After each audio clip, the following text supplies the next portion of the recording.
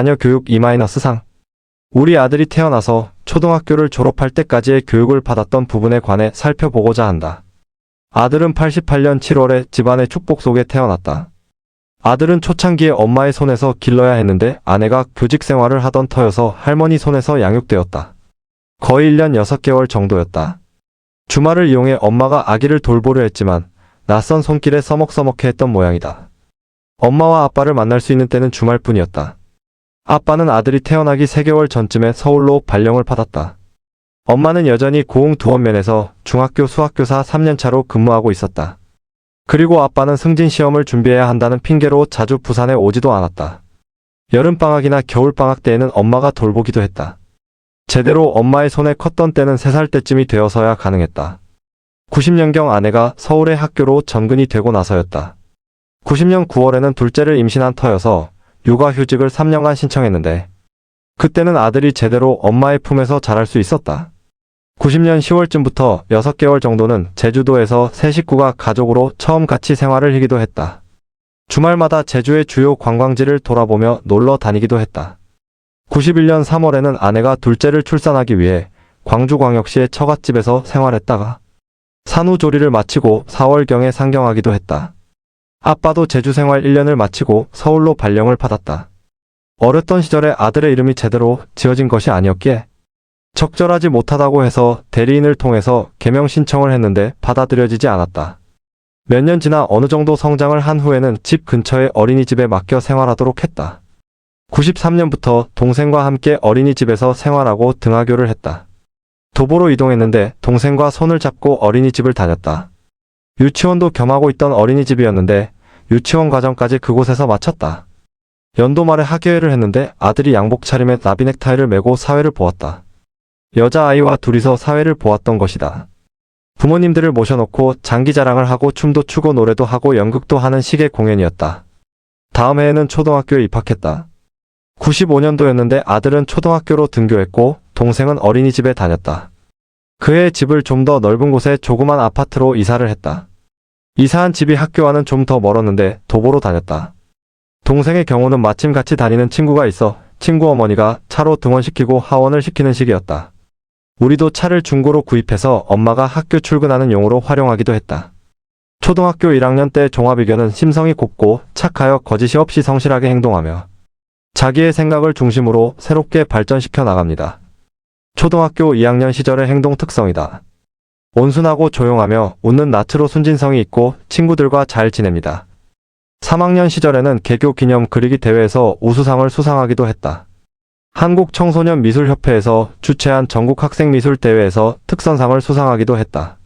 초등학교 4학년 때인 98년도에는 모형항 공기대회 글라이드 초등 2부에서 동상을 수상했다. 4학년 행동 특성은 언어와 행동이 바르고 심성이 곱고 착하며 친구들과 어울려 즐겁게 생활합니다. 5학년 때에는 서울동작교육청 99년 청소년 과학경진대회에서 에어로켓 부문 대상을 수상하기도 했다. 행동 특성은 약속은 잘 지키고 봉사정신이 투철하나 스스로 계획을 세워 실천하는 힘을 길러야겠습니다. 서울학생탐구 발표 대회의 동상을 수상하기도 했다.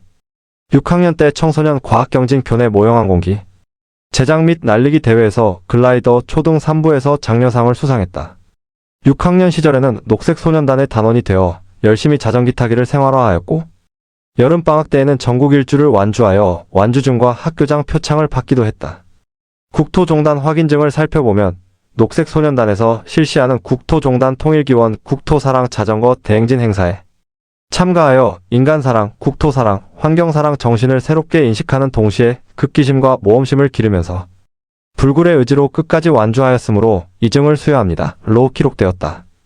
코스는 서울 수원 오산 평택 축산 천안 공주 논산 강경 익산 김제 부안 고창 영광 한평 무안 목포 해남 완도 제주 서귀포 제주 서울이고 거리로는 665km 6박 7일 2배 7.16 7 22통일교원 국토사랑 자전거의 대행진이다.